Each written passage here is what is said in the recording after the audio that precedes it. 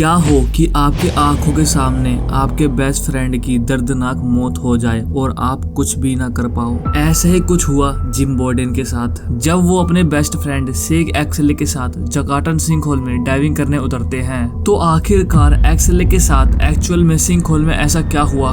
क्या शेख एक्सले पानी के खौफनाक गहराई में कहीं गुम हो गए या फिर किसी भयानक एक्सीडेंट का शिकार हो गए? और आखिरकार क्यों जकार्टन सिंकहोल में रोबोट को भेजना पड़ा? शेख एक्सले का जन्म अमेरिका में 1 अप्रैल 1949 को हुआ था। उन्होंने 1965 में पहली बार डाइविंग की थी, तब वो मात्र 16 साल के थे और तभी से ही शेख एक्सले ने केव डाइविंग को अपने लाइफ का मेन गोल बना लिया। केव डाइविंग के इस जुनून ने शेख एक्सले को एक ऐसी जॉब करने के लिए मजबूर कर दिया जो उसके केव डाइविंग के रास्ते में आने वाली फाइनेंशियल प्रॉब्लम में हेल्प कर सके, जिसके लिए एक्सले ने फ्लोरिडा के लाइव ओके में सुवावनी हाई स्कूल में मैथ के टीचर के रूप में काम किया। और फिर उन्होंने अपने केव डाइविंग करियर के स्टार्टिंग के ठीक 8 साल बाद 1973 में शेख एक्सले ने बहामास में हाइड्रोलैब अंडर वाटर हैबिटेट के 8 दिन के एक मिशन में शामिल हो गए। इस मिशन में उन्होंने एक एक्वानॉट की तरह काम किया और फिर कुछ टाइम बाद शेख एक्सले अमेरिकन स्पेलोलॉजिस्ट के लीडर बन गए। 29 जून 1968 को शेख एक्सले ने अपने छोटे भाई एडवर्ड एक्सले के साथ वाकुला स्प्रिंग सिंकहोल में डाइविंग कर रहे थे, तभी एक भयानक हादसा हुआ। दरअसल एडवर्ड एक्सले को ठीक से डाइविंग करना नहीं आती थी। एक दिन जब वो दोनों भाई गर्मी से परेशान होकर वाकुला सिंकहोल में स्विमिंग करने गए तो उस दिन शेख एक्सले ने एक नया गैजेट लिया था जिससे वो दोनों वाकुला सिंकहोल में अपनी गहराई नाप रहे थे। लेकिन तभी कुछ ऐसा होने वाला था जिससे ये दोनों अनजान थे। शेख एक्सले सिंकहोल में एडवर्ड एक्सले से ज्यादा गहराई तक जाकर उसे हरा देते थे, जिसकी वजह से एडवर्ड काफी ज्यादा चिढ़ रहा था। इसीलिए उसने इस बार शेख एक्सले से भी ज्यादा गहराई में जाने की सोची और उसने यही सबसे बड़ी गलती कर दी।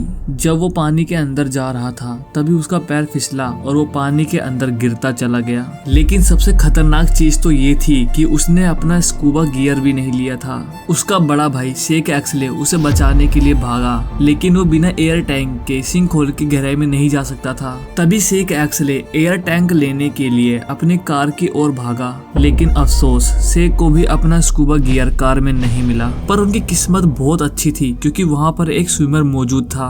उसने तुरंत ही अपना स्कूबा गियर पहना और एडवर्ड को बचाने के लिए पानी में कूद गया। थोड़ी देर बाद उस स्विमर ने एडवर्ड को पानी से निकालकर सरफेस पे लेके आया। तभी एडवर्ड का बड़ा भाई शेख एक्सले ने उसका तुरंत ही सीपीआर करना शुरू किया और उसको जल्द ही हॉस्पिटल ले जाया गया। लेकिन एडवर्ड का ब्रेन कोई रिस्पॉन्स नहीं कर रहा था और फिर अगले दिन एडवर्ड की मौत हो गई। इस इंसिडेंट ने शेख एक्सले की जिंदगी को पूरी तरह हिला के रख दिया। ऐसा दुख किसी पेरेंट्स को ना देखना पड़े, इसीलिए उन्होंने डाइविंग में हेल्प करने के लिए ऑक्टोपस स्कूबा डाइविंग की इन्वेंशन की और तो और कई सारे आर्टिकल्स और बुक्स भी लिखे जिससे कि लोगों को डाइविंग करने में हेल्प मिले। उनकी 2 बहुत फेमस बुक हैं। पहली है basic cave diving a blueprint for survival, दूसरी है केवरन्स मेजरलेस टू मैन। शेख एक्सले को सही प्लान बनाकर केयरफुली डाइविंग करने के लिए जाना जाता था। 800 फीट नीचे डाइविंग करने वाले वो पहले डाइवर थे जिनके पास 4000 से भी ज्यादा केव डाइविंग करने का रिकॉर्ड था। 1993 में शेख एक्सले, जिम बॉर्डन और एन क्रिस्टोपिच मैक्सिको में जकार्टन नदी के पास पहुंचे, जहां उन्हें 5 सैनोड दिखाई दिया और वहां पर कई सारे वाटरफॉल भी थे। वाटरफॉल में नहाते टाइम उन्हें पानी का एक उबाल दिखाई दिया जो एक पतले केव से होते हुए जकार्टन सिंकहोल में जाती है और ये तीनों इसी रास्ते को फॉलो करते हुए जकार्टन सिंकहोल तक पहुंच गए। इस सिंकहोल की गहराई कितनी है इसी को जानने के लिए इन्होंने जकार्टन सिंकहोल के अंदर एक पलम को डाला जो लगभग 260 मीटर की गहराई पर जाकर रुक गया। तभी इन्होंने इस सिंकहोल में डाइव करने की सोची। फिर जब ये तीनों अपना इक्विपमेंट पहनकर सिंकहोल के अंदर घुसे तो इन तीनों के रोंगटे खड़े हो गए क्योंकि जकार्टन सिंकहोल इनकी सोच से कई हजार मीटर गहरा था। ये तीनों इस सिंकहोल को एक्सप्लोर किए बिना ही वापस आ गए। फिर इसके कई महीनों बाद यानी कि 6 अप्रैल 1994 को शेख एक्सले और जिम बॉर्डन अपनी टीम के साथ दोबारा मैक्सिको के जकार्टन सिंकहोल में पहुंचे। ये दोनों इस बार इस सिंकहोल के गहराई तक पहुंचकर वर्ल्ड रिकॉर्ड बनाना चाहते थे। इन दोनों के साथ इन दोनों की वाइफ भी इनके साथ आई थी। सिंक होल के आसपास एक्सपर्ट डाइवर्स और लैंड ओनर के साथ साथ मीडिया वाले भी खड़े थे, जो कि इस डाइव को अपने चैनल पर दिखाने वाले थे।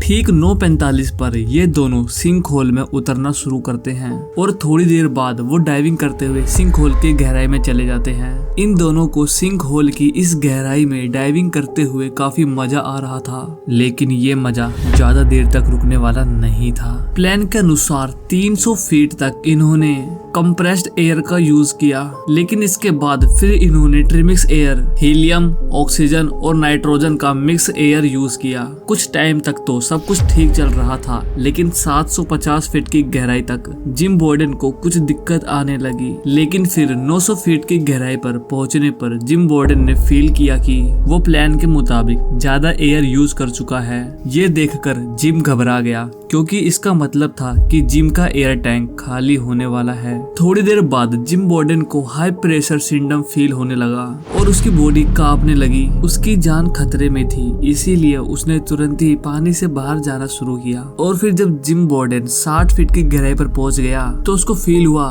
कि सेक कहीं खो गया है, लेकिन उसको इतने गहरे पानी में ढूंढना नामुमकिन था। जिम बॉर्डन को सेक एक्सले के लिए काफी सैड फील हो रहा था, पर वो चाह कर भी कुछ नहीं कर सकता था।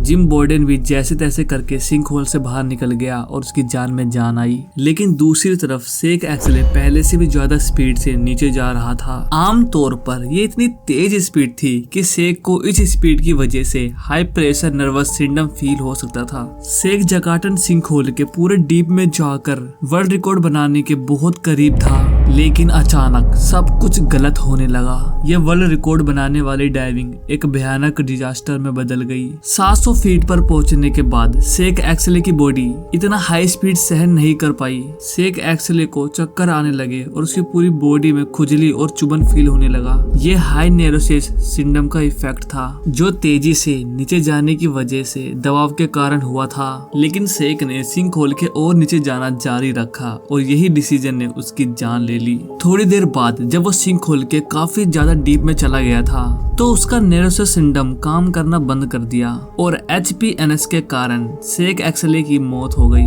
और जकार्टन सिंक होल के डीप तक जाने का सेक एक्सले का सपना ही रह गया।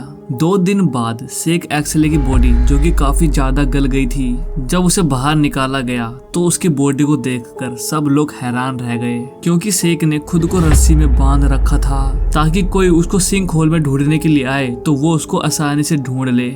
जकार्टन सिंक होल में मई के लास्ट में एक रोबोट डेप्थ एक्स को जकार्टन सिंक होल की गहराई और मैप बनाने के लिए भेजा गया, जिससे पता चलता है कि जकार्टन सिंक होल की गहराई 1033 फीट थी। आई होप आपको ये वीडियो अच्छी लगी होगी। मेरी ऐसी और भी इंटरेस्टिंग वीडियो देखने के लिए आप मेरी इन 2 वीडियो को देख सकते हो।